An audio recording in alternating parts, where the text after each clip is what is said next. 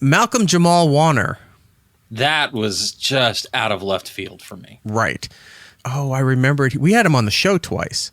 I think the first time I was talking to him, I said, how much in my life I remember and learned from the Cosby Show. That was one of my favorite shows growing up.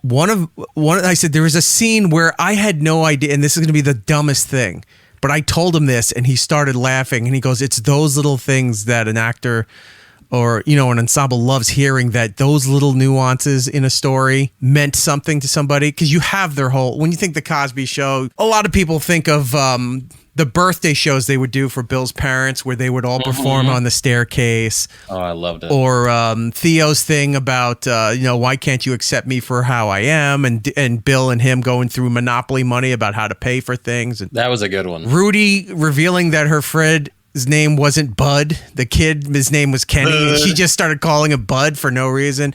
Like that's all the classic stuff. I said, or like when her fish died and they had the funeral for the fish. Yeah, that was like one of my favorites. And then the Gordon Gartrell shirt.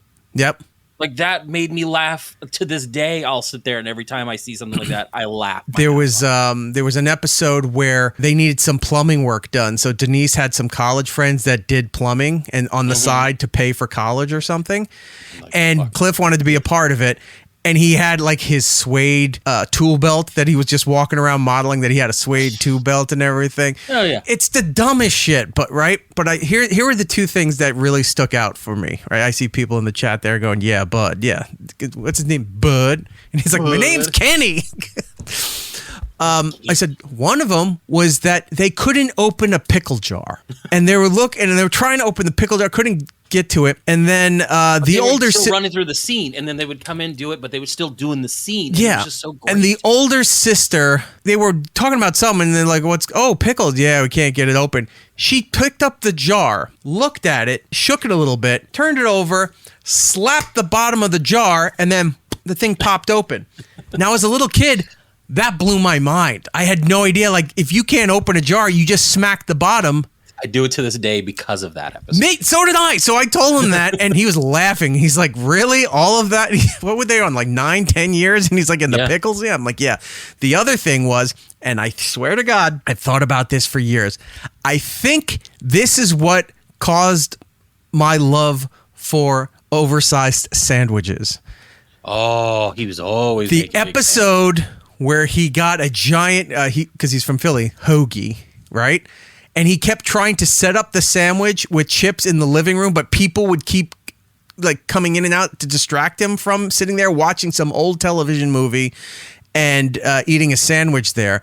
And he would hold the giant sandwich, and then his wife would always yell at him because I guess he had like high blood pressure or something with sodium. I know exactly what episode you're talking about. It was season 3, episode 1. He had some issues. You just looked it up. You don't try to be a nerd. No. I love this show so much because I always loved how they changed the intro every season. Okay. He had like some kind of like heart issues. So he wanted this sandwich, and Claire would be like, you cannot have that. And she would get mad, and he would just be like longingly looking at the sandwich. It's why that episode and then the giant hoagie episode of The Simpsons ring true to me, because like they're just both sandwich based episodes.